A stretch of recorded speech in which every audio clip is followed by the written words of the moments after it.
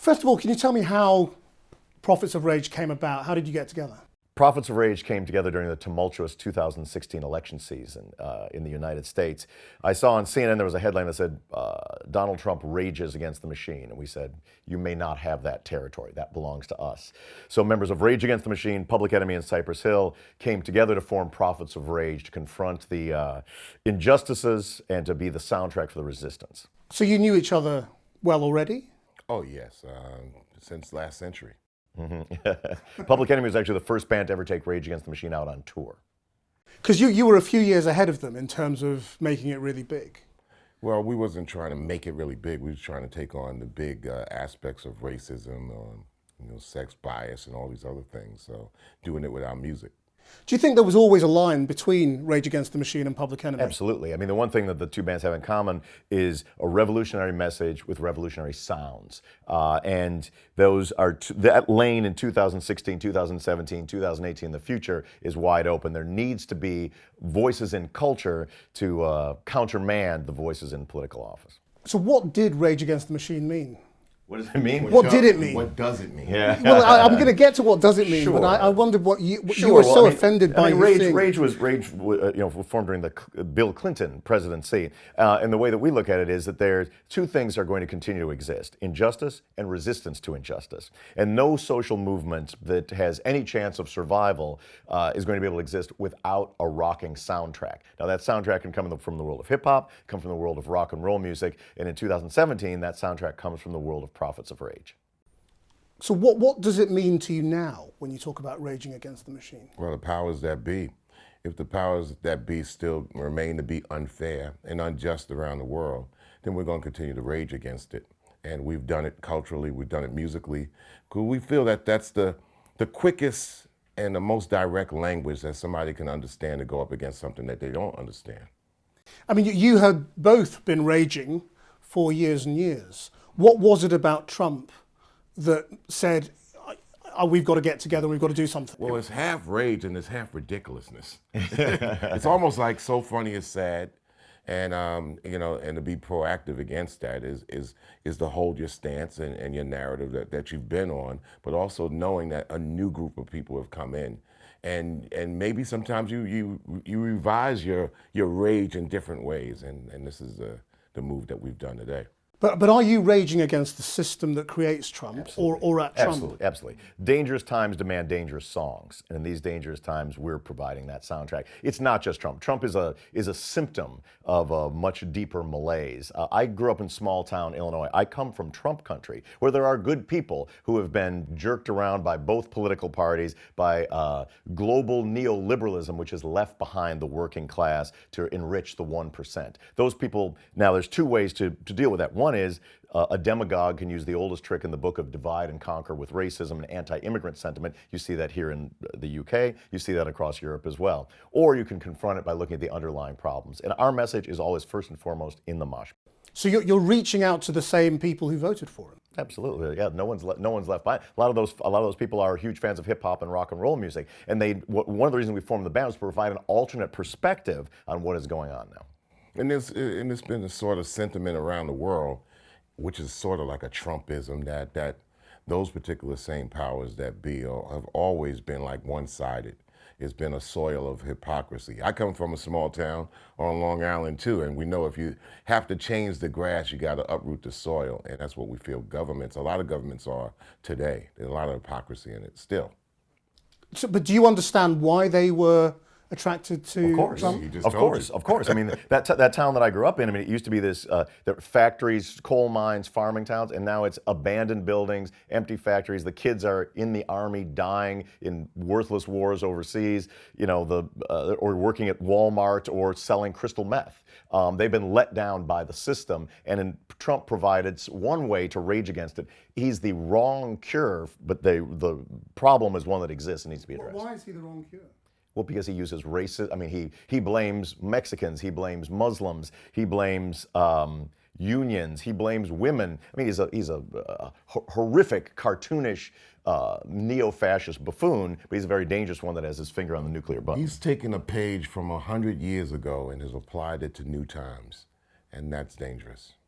We've always told people, Study history, because you don't know when people will use your lack of knowledge of history back on you, especially, the young people who are coming in the 20s and their teenagers today. You have to tell them, like, hey, look, a lot of this has happened before, and it can happen to you. And this man is a clear example of saying, you know what, really, things just don't happen by themselves. You have to kind of like be proactive and make it happen.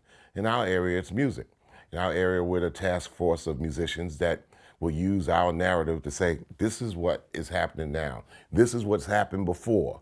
And this is what you possibly could do now. It just won't get better because you hope it to be. And are you as comfortable with a rock core to what you're doing compared to what was at the core of Public Enemy? Music is music, man. When we went into the studios, we made it all happen together like a smorgasbord. Music is music. At the end of the day, can you perform what you created in the studio? And can you bleed it? Can you believe it? Make people believe it? And not just for yourself, but for them to believe in themselves. And we try to create a music that transcends genres. It's part hip hop, it's part punk rock, it's part hard rock, it's part metal. And every night at our shows, we try to create a little bit of the world we'd like to one day see. It's a celebration of resistance, but it's a celebration. Is it equally appealing to black and white, do you think? We'll see tonight at the show. There's a diversity on stage, there's a diversity in the music, there's a diversity in the audience, and we'll see. Well, what I mean is that with that sort of rocking out core, does that appeal more to a white audience than a black audience? Everybody wants to rock the house, man. Yeah. Rocking the house is, whether you're in the church or you're in the mosh pit out in the rave, man, rocking, you better rock that crowd and people conform to that. Yeah, I mean, it appealed, I would say it definitely doesn't just appeal to a white audience, because you should see our shows in Santiago, And are you hitting a young audience? Because that's where you need to be. This is one of the things that has been Revelation. A revelation for Prophets of Rage is on this particular tour. We've been in Europe now just about a week, but we played here last summer to some festival audience, some of our own shows, and the shows in France the other day. The majority of the audience were young kids, and it wasn't that may not be familiar with Rage Against the Machine or Public Enemy or Cypress Hill, but their entryway is Prophets of Rage. You were at the MTV Europe Music Awards yesterday, giving Eminem an award, and he gave you due respect. Very gracious of him. What do you think, though, when you look around at what's out there at the moment? That it's like, I mean, you say, dangerous times call for, serious stuff. Yeah. Most music out there at the moment is kind of candy floss. Yeah, but we're not waiting for anybody else. I don't ghettoize in that way. It's not like we're hopeful that other musicians get on the activist bandwagon. No, I don't. I could care less about that. I'm hopeful that your viewers get on the activist bandwagon. I hope that plumbers and carpenters and teachers and students and homeless people and black bloc Antifa activists get on that wagon to change the world. We're not waiting for other musicians to do it. We're going to do it ourselves. And we would want other musicians to be fearless in their message, no matter what it is. Just be fearless. Don't have somebody try to control you on what to say and how to do it. Do you feel, though, that what you were doing 20, 30 years ago has been taken up by a new generation? Or has the current generation of rappers... It made me find him. Yeah. Public Enemy, without Public Enemy, there's no Rage Against the Machine. I suspect without Rage Against the Machine, there may not be a System of a Down. Now, there are always across genres, from folk music to hip hop, rock and roll, there's always a lot of activist music. It's not always at the top of the charts. It's not always being feted on the EMA awards, but it's always there, and it's no less potent or no less relevant or no less important. You were in the sort of the record industry, in mainstream record industry, as artists in your first iterations. Sure. Now you're on an indie label. Yeah.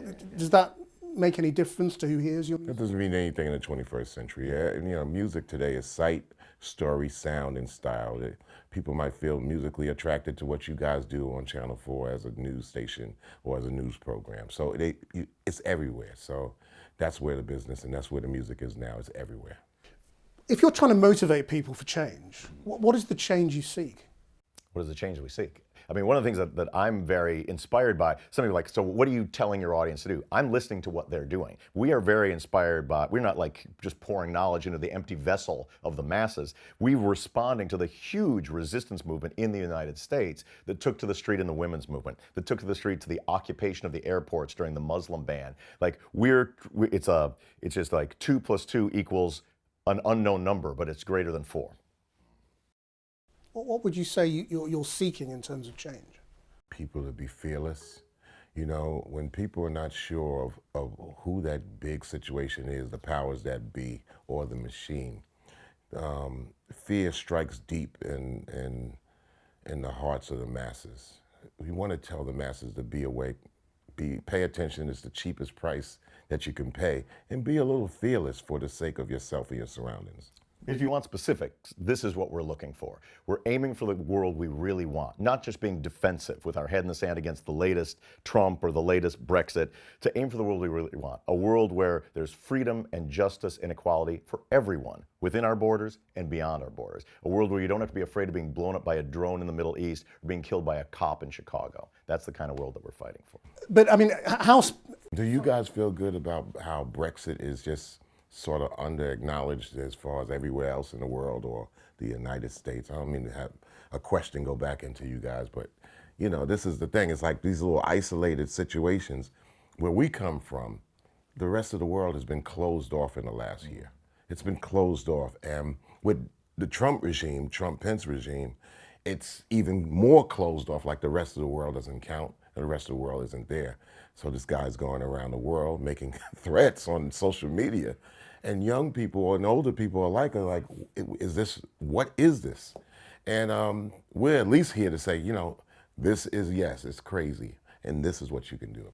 But it's activism you applaud rather than party political responses. I mean, you know, Bernie Sanders is not the answer. Of course. I mean, I think there's a multiplicity of answers, and some may be at the ballot box. But in our country, every progressive, radical, or revolutionary change has come from below. It's not through the wisdom of the presidents or wisdom of Supreme Courts that changes happen. It's from people whose names you don't read about in newspapers, who create the groundswell organization and movements that create change. And we need that now more than ever. People want fun. They want sleep. But you have to fight for peace. What did you think after Charlottesville? What did I think? Yeah. What did you think, Tom? I mean, after Charlottesville, I was not the least bit surprised. I mean, the reason why the racists were able to take their hoods off on the streets of Charlottesville is because the racists took their hoods off in the Oval Office. The Trump regime has emboldened white supremacy and racism, which is always there and prevalent. Racism is absolutely as much a part of America as baseball and apple pie. But now you see it more actively with tiki torches marching in the streets because of the man we have in office. Is that how you feel? Exactly, you just said it. Does that make you afraid for where America is heading? You cannot be afraid for anything. You have to kind of like see where the world is heading, then you could probably see where the United States is heading and do something about it.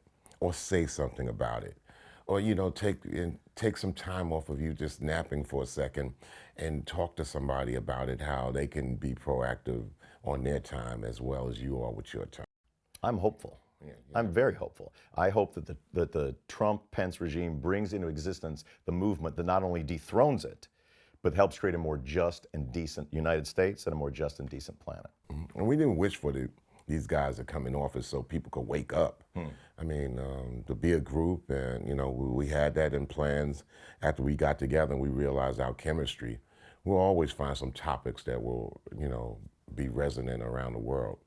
But you know, we're in a really kind of weird situation right now, and it makes it kind of easy to find some topics to talk about. I mean, you have a very calm persona. Oh. Wait till 9:05 tonight. And you were the grown-up one in Public Enemy in a way. So I mean, do you wake up angry? Do you wake up with a rage? Anytime you wake up, you're kind of happy to deal with this planet. You got to wake up and go to work. You know, to be angry, you know, you got to say, look, I get up and I got to make myself as useful as these lungs. The lungs are going to work. I got to go to work too. I'm going to have a good time living on this planet, but I got to get some work done. And you look around and you see a mess in your world, or a mess in your room, or a mess in your apartment. It's not going to clean itself. It's not going to clean itself up. It's just like how many people walk past the trash and think that somebody's going to do it. Same thing in life. Same thing on this planet. It's like we just can't just like wait for something to enact upon us. Can I ask you about a couple of the tracks individually, and tell me about them, because we've got some video for them as well. I mean, "Hail to the Chief" is just a very direct song. Can you tell me? It doesn't talk about Trump. It talks about the Vice President Pence, as Trump might be a whipping of mass distraction. We feel that Mike Pence, the Vice President, is the guy who systematically has a lot of things in order and within the disorder, and can enact a lot of different policies and laws while people are kind of distracted at the orange-haired guy. He's serious, and deathly serious, we think. Radicalize. Has it become difficult to be a radical in America now? I mean, are people suspicious of Radicalism is radicals? definitely on the upswing. And there is for the first, I mean, it's sort of in a post-Occupy Wall Street world, radicalism is looked at in a different light. And both political parties are looked at with a great deal of suspicion. So you have sort of Trumpism on the right and a greater radicalism on the left. And those are two competing voices that I think you're going to, for better or worse, you're going to hear more. And then, you know, you have these identified policies, like on this border politics in the United States, where you can get locked up just because you look Latino, because they're Mexican and they're undocumented. The same thing going here with, you know, somebody who's Muslim and they might wear, you know, a turban, and they're like, oh, you know, we think that they're, you know, a terrorist. And these identified politics, I don't know if I'm using the right term for it. Identity politics. Yeah, identity politics are a problem, a serious problem, based on how you look. How primitive is that? That's primitive. Oh, they look like they can be a problem, so let's enact a policy or a law against their looks. You said last night, actually, on the stage that you know, these were serious times. They demanded strong language. Yeah. So why do you say that? Why do you feel this kind of language is demanded now? My personal belief is the language has divided the world. We don't all speak the same language, and basically governments or powers that be have used language to divide people. And I think one thing about music, it is that cultural universal language that even if we have a different tongue, we can nod our head and see eye to eye. That's why Tom says, you know, in the mosh pit is where probably the future of the world getting together will take place in this century. Language is a great divider, and it would be fantastic if we all could speak a common language, and right now it's music and art, to me. If rebellion comes from the ground up, from the people up, where do we find the leaders? Who will be the leaders? I'm not sure that it requires leaders. I think that you can be your own leader. Like how change happens, the people who are going to change the world for the better are going to come up with ideas that Province of Rage hasn't thought of yet. You know what I mean? When young people say, like, what should we do to change the world? I say, well, what are you doing to change the world? The world is not going to change itself. So I'm like, one key thing to do is to weave your convictions into your vocation. We're musicians. I didn't choose to be a guitar player. That chose me. It's my calling. I'm stuck with it. So now, but I have opinions about the world. How can I weave those opinions about the world into tonight's set to make for a meaningful existence for my vocation? How do you do that if you're a carpenter, if you're a journalist, if you're a cameraman, if you're whatever it is that you do who's watching this right now? Don't leave who you are and what you believe behind in what you do every day. You stand up against injustice where you live, where you work, where you go to school, in your country, in your world, in order to have a chance to make it a better place. And to what extent do you live your philosophy politically? I mean, in terms of the tax you pay, the profits you make, the money you may Well, donate. I'll tell you one thing about Prophets of Rage. Prophets of Rage. When we formed this band, the first 8 shows we gave away 100% of the proceeds to homeless shelters, food banks, and activist organizations. Among our first 3 shows, one was played in a prison and one was played on Skid Row for the homeless population of Los Angeles. This is a band that we didn't form this. It wasn't like a super group to go around and just headline festivals. We're happy to do that. That's an awesome time, and it's a great living. But in every show, every headlining show, wherever we play, a portion of the proceeds go to a local social justice organization to leave behind a Robin Hood footprint in each of the cities we play. That is woven into the fabric of what we do. And also when we do benefits and things like that,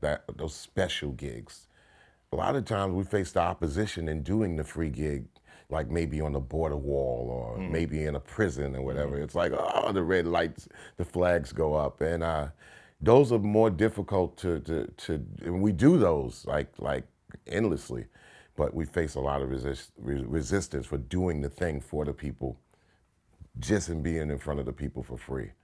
There's resistance there, which tells you something, right?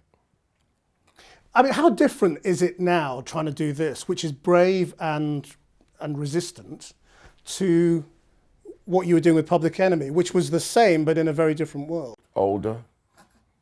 I got big help from the big guys, the big shoulders. And this is like almost like, you know how you guys got the rugby teams for the state or the city or whatever?